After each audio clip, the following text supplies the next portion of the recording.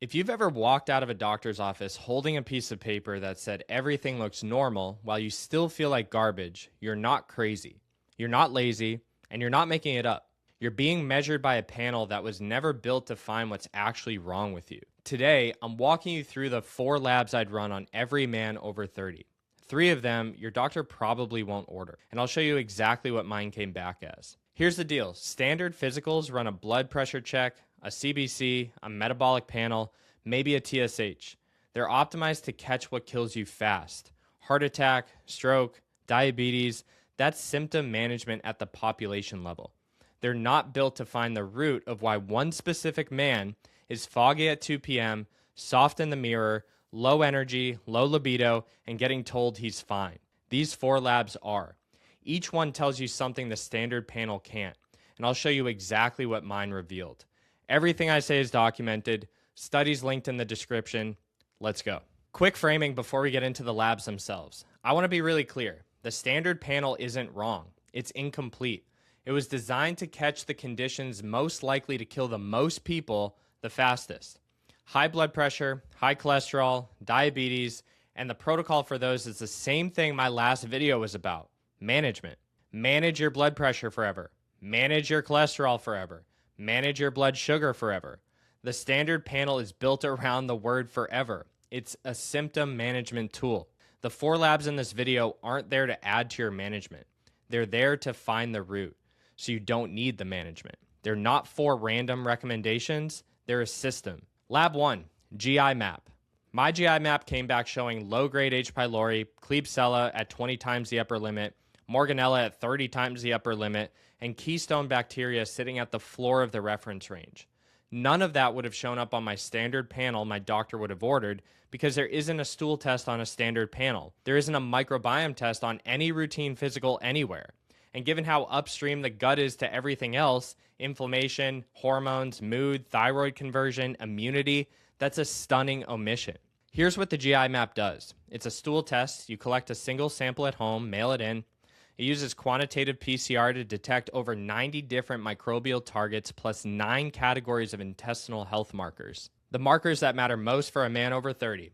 H. pylori plus its virulence factors, gram-negative overgrowths like Klebsiella, Morganella, keystone bacteria like Akkermansia and F. prosnitzi, beta-glucuronidase for estrogen recycling, calprotectin for inflammation, and secretory IgA for immune function. I don't read any single elevated marker as a diagnosis, I read it as a question. Then I correlate with symptoms, with blood work, and then retest after intervention. The cost is usually $300 to $500, rarely covered by insurance, and requires a practitioner to order. The results come back in typically 7 to 10 business days, and critically, you run a baseline before any antimicrobial protocol, and you retest at the end. The difference between the 2 numbers is what tells you whether the work actually worked. Lab number 2 is free testosterone. My total testosterone came back at 537, squarely in the normal range. My free testosterone was 13.2, which is the bottom third. A lot of guys with my numbers walk into a TRT clinic the next day and walk out with a prescription. I'm doing the opposite, and here's why. There's a study I want everyone watching this to know about. A 2021 study published in the journal Infection looked at 169 men with sexual symptoms. They ran a total testosterone alone, then they ran the complete profile, total T, SHBG, and calculated free T. Using total T alone, only 10.6% of those men would have met the diagnosis of hypogonadism. When SHBG and free T were added, the rate of caught diagnoses roughly doubled. The standard test missed half the real cases. Half. Half the men walking around with real symptomatic treatable low testosterone get told they're fine because their doctor never ordered the right tests. So here's the mechanism. Only about 2 to 3% of testosterone in the bloodstream is free and biologically active. The rest is bound to proteins. Most of it is bound to SHBG. The free fraction is what your tissues actually use. So reading total testosterone alone is like reading your bank balance without knowing how much of it is locked in escrow. You might have a great looking number on paper and effectively be broke. The protocol: order total testosterone, SHBG, and free testosterone. Draw before 10 in the morning. Adult range is typically around 5 to 21 nanograms per deciliter for free T, but here's the thing. Even with normal range, the lower third often correlates with symptoms. Normal range isn't optimal. Don't read in range, as this isn't a problem. Lab 3, sex hormone binding globulin, SHBG. My SHBG came back 48.3 nanomoles per liter, top of the range. That's the missing piece that explains why my total T looks fine and my free T is bottoming out. SHBG is the protein that grabs testosterone in the bloodstream and holds on to it, makes it unusable. When SHBG runs high, you can have plenty of testosterone and feel like you have none. There's a case study published in 2024, I'll link it below, about a man with total T at 147 nanograms per deciliter. That's very low. His calculated free T looked normal, so on paper he was fine. They ran a direct measurement, actual free T, not calculated. The real number was 2.9, way below the threshold. The calculated number was wrong because sex hormone binding globulin was distorting the equation. That's an extreme case, but the lesson is universal. SHBG can hide hypogonadism in either direction. So here's the patterns to know.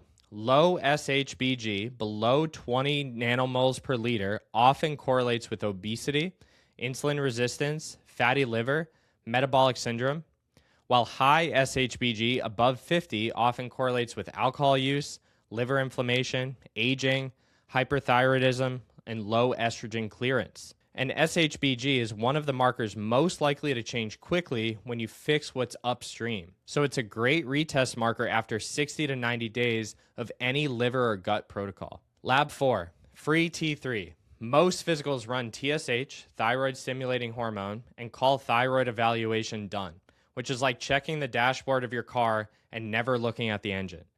TSH is a brain signal. It tells you what your pituitary thinks about your thyroid. It doesn't tell you what your cells are actually getting. Free T is the active hormone that does the real work in tissues. A man can have completely normal TSH and still be functionally hypothyroid at the cellular level. And there's a study I want everyone to hear because it's the strongest evidence in this entire video for why standard panels miss what they miss.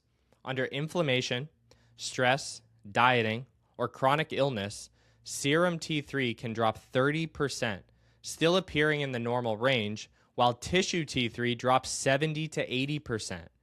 Your blood looks normal, your cells are starving. Standard TSH tests cannot see this. Free T4 cannot see this. Even serum free T3 can look passable while your tissues are running on fumes. Here's why it happens. Your thyroid makes mostly T4, the storage form. 70 to 90% of the active T3 in your body is made downstream, in your liver, your kidneys, or your gut. So if your conversion is broken by inflammation, by chronic stress, by low selenium or iron, or by gut dysbiosis, your TSH and T4 can look fine while your cells get a fraction of the active hormone. And this is where the 4 labs become a system. Endotoxin, LPS from gut barrier damage directly inhibits the enzyme that produces most of your circulating T3. So lab 1, the gut, is upstream of lab 4, the thyroid. Order a full thyroid panel, TSH, free T4, free T3, reverse T3, TPO, and TG antibodies. Standard panel only runs the first one, sometimes the second. So here's the punchline. The GI map tells you what's in your gut. SHBG tells you why your hormones are stuck where they are. Free T tells you what your body can actually use of the testosterone you're making. Free T3 tells you whether your cells are getting the metabolic signal at all. Run them together and you have a system map. Run any one in isolation, you have a fragment. Run the standard panel, you don't have any of them. This is what hunting the root cause looks like, instead of managing the symptoms forever. 3 quick questions I always get. Number 1, how do you get your doctor to order these? Most won't. 3 options. Bring printed references to your appointment, citations in the description, ask for a referral to an endocrinologist, or just work with a functional medicine practice like us. Which one matters most if I can only run one? It depends on your symptoms. Energy, mood, sleep, start with free T3. Libido, motivation, strength, start with free T plus SHBG. Bloating, skin, infection, start with the GI map. But run all 4 if you can. They're a system, not a menu. Number 3, how often do you retest? After a significant protocol change, 60 to 90 days, For maintenance hormones, every 6 months, GI map at least annually. If you take one thing from this video, take this. Everything looks normal doesn't mean nothing is wrong. It means nobody ran the right tests.